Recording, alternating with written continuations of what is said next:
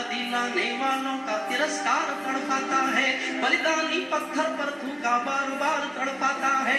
इंकलाब की बलवेदी भी जिससे गौरव पाती है, आजादी में उस शेखर को भी गाली दी जाती है, आजादी में उस शेखर को भी गाली दी जाती है। और मेरा तेवर बोलता है, जहां हमारे आजाद बार के पत्ते खड़ गए होंगे, कहीं स्वर्ग में शेखर जी के बाजू खड़ गए होंगे, शायद पलकों उसकी निद्रा भाग गई होगी, फिर पिस्तौल उठा लेने की इच्छा जाग गई होगी, फिर पिस्तौल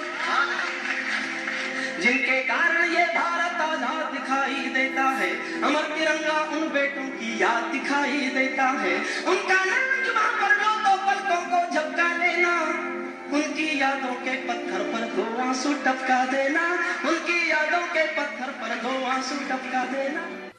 साथियों नमस्कार, नाम हनुमंत सिंह शेखावत। साथियों मैं सलाम करता हूं हरिओम पवार जी को, जिन्होंने ये साहस किया और ये इतनी खूबसूरत कविता कही। आपने कविता के बोल सुने होंगे और आपने सुना भी होगा कि उत्तर प्रदेश की एक भूतपूर्व मुख्यमंत्री ने चंद्रशेखर आजाद को आतंकवादी कह दिया था।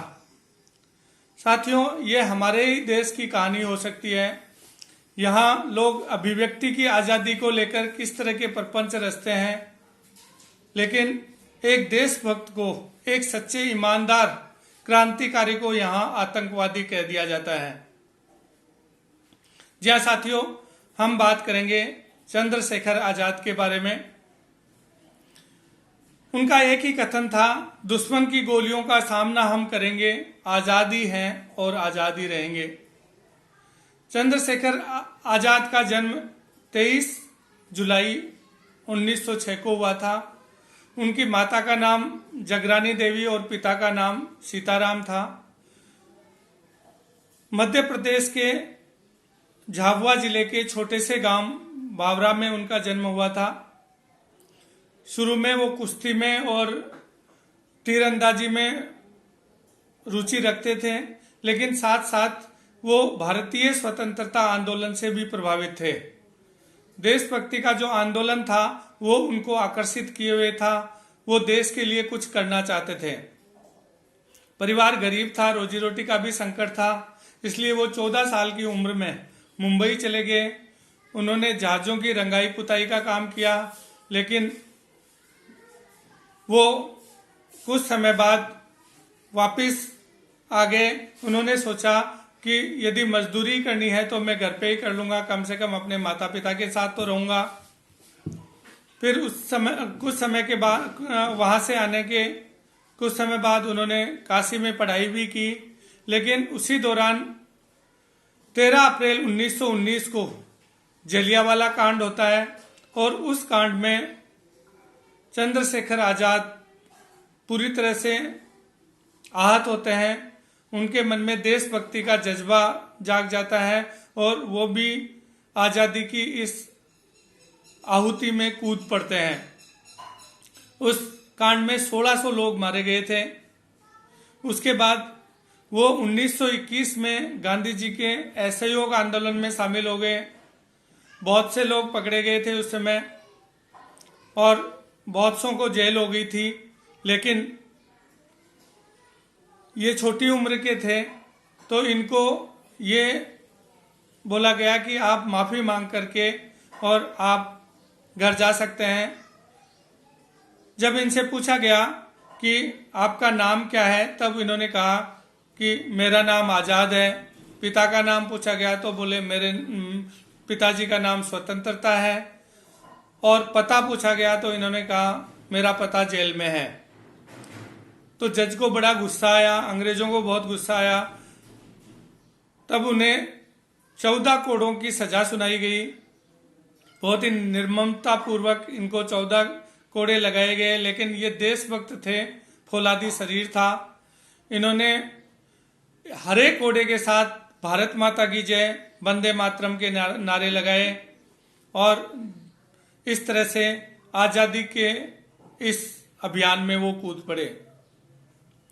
जब 1922 में असहयोग आंदोलन बिखराव पे आ गया तो उस समय वो एक युवा क्रांतिकारी मनमथ नाम गुप्त के संपर्क में आए और इन्हीं के द्वारा वो राम प्रसाद बिस्मिल से मिले, जो हिंदुस्तान रिपब्लिक एसोसिएशन के अध्यक्ष थे, संस्थापक थे। इस एसोसिएशन का काम था कि फंड इकट्ठा करना और सरकारी खजानों को लूट करके धन में बढ़ोतरी करना। चंद्रशेखर आजाद को इस एसोसिएशन का मेंबर बना लिया गया और इन्होंने देश के लिए धन इकट्ठा करना शुरू कर दिया। साथियों, उसी समय 9 अगस्त 1925 को उन्होंने निश्चय किया कि वो एक ट्रेन को लूटेंगे, बड़ी डकैती करेंगे और 9 अगस्त 1925 को ही उन्होंने एक ट्रेन को लूट लिया और जिसे हम काकोरी कांड के नाम से जानते हैं। अब इस कांड के बाद अंग्रेजों ने बहुत से देशभक्तों को गिरफ्तार कर लिया और ये संगठन बिखर सा गया। उसके बाद चंद्रशेखर जी ने 1928 में भगत सिंह जी के साथ मिलकर के उन्होंने एक HSRA नाम से संगठन बनाया और इसमें वो काम करने लगे। उसके बाद साइमन कमीशन के विरोध में 1928 में लाला लाजपत राय की मृत्यु हो गई, तो उसका बदला लेने के लिए भगत सिंह के साथ मिलकर के और सुखदेव के साथ मिलकर के उन्होंने जॉन सैंडरसन की हत्या कर दी। उन्होंने लाला लाजपत राय की हत्या का बदला ले लिया।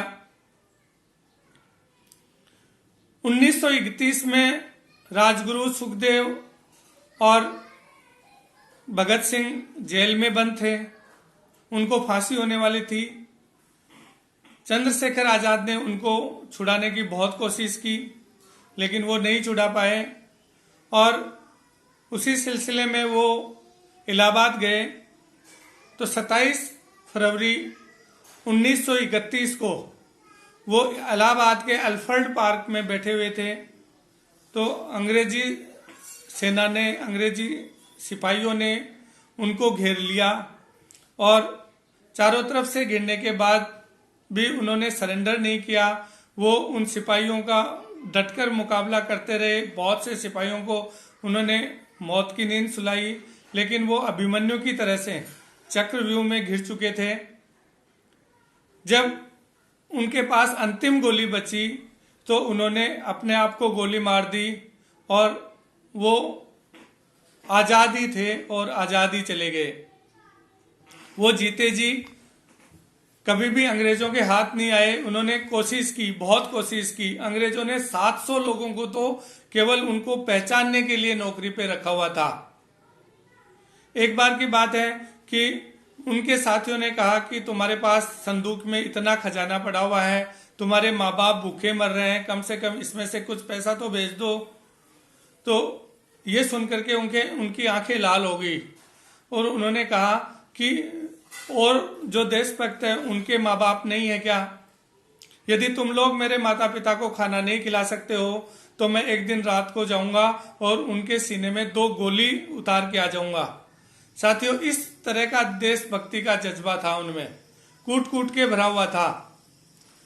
तो इस तरह के व्यक्ति को भी आजाद भारत में आतंकवादी कह दिया जाता है। साथियों, इससे बड़ी शर्म की क्या बात हो सकती है? चंद्रशेखर आजाद देश के लिए लड़ते रहे, देश के लिए उन्होंने अपनी जान दे दी। 27 फरवरी 1931 को उन्होंने अंतिम सांस ली। इस तरह से एक देशभक्त का मात्र 24 साल की उम्र में बलिदान हो गया। देश के लिए वो अमर हो गए। देश आज उनको हमेशा याद रखेगा और एक क्रांतिकारी महान देशभक्त चंद्रशेखर आजाद इतिहास में अमर हो गए। साथियों, मेरे चैनल को सब्सक्राइब कर लीजिए और बेल आइकन दबा दीजिए। आगे इसी तरह की प्रेरणास्पद और किसी महान व्यक्ति के जीवन के साथ मैं फिर उपस्थित होऊंगा। जय हिंद, जय भारत।